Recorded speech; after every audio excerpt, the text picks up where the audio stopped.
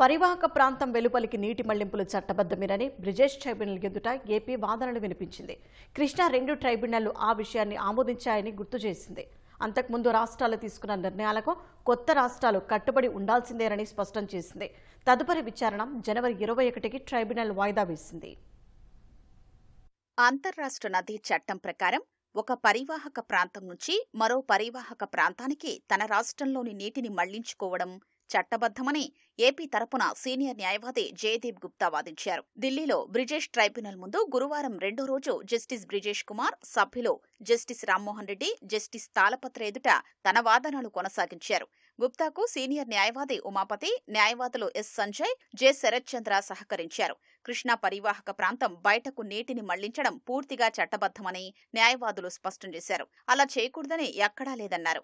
రాష్ట్రాన్ని ఒక యూనిట్గా చూడాలని, నదీ పరివాహక ప్రాంతంలో ఉన్న వారితో సహా ఆ రాష్ట్రంలో నివసిస్తున్న అందరి ప్రయోజనాల్ని రాష్ట్రం పరిరక్షించాల్సి ఉంటుందని వివరించారు. ఆ నది నీళ్లు ఇతర బేసిన్లలో వాడుకోకూడదని కానీ మళ్లించకూడదని కానీ చట్టపరమైన అడ్డంకి ఎక్కడా లేదని వాదించారు.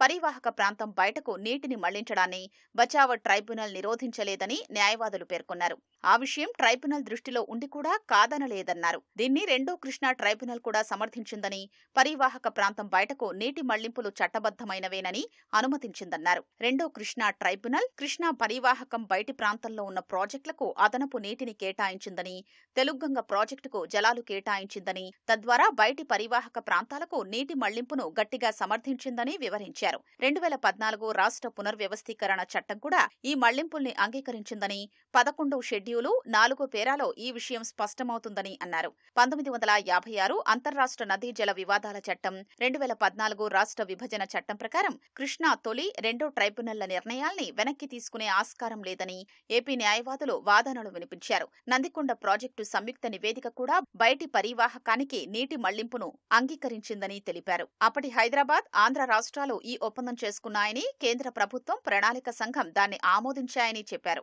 ఆ నివేదిక ప్రకారం నందికొండ ప్రాజెక్టు కుడి కాలువ ద్వారా ఇతర బేసిన్లకు నీటిని మళ్లించారని వివరించారు. ఈ క్రమంలో తెలంగాణ కూడా ఈ ఒప్పందానికి కట్టుబడి ఉండాలని, అంతకుముందు రాష్ట్రాలు తీసుకున్న నిర్ణయాలకు కొత్త రాష్ట్రాలు కట్టుబడి ఉండాల్సిందేనని స్పష్టం చేశారు. భవిష్యత్తులో గోదావరి జలాలు మళ్లిస్తారనే ఊహల ఆధారంగా దశాబ్దాల కిందట నిర్మించిన ప్రాజెక్టులు ధ్వంసమయ్యేలా నిర్ణయాలు తీసుకోలేరన్నారు. అలాంటి వాదనల్ని సమర్థించలేమని, ఆ ప్రాజెక్టుల నీటి కేటాయింపుల్ని మార్చలేమని తేల్చి చెప్పారు. బయటి పరివాహకానికి నీటి మళ్లింపుల్ని నర్మదా జల వివాద ట్రైబ్యునల్ ఆమోదించిందని, మానవ వాస్తవ జీవితాల ఆధారంగా నీటిని చూడాలే తప్ప భౌగోళిక అంశాల ఆధారంగా చూడలేమని న్యాయవాదులు పేర్కొన్నారు.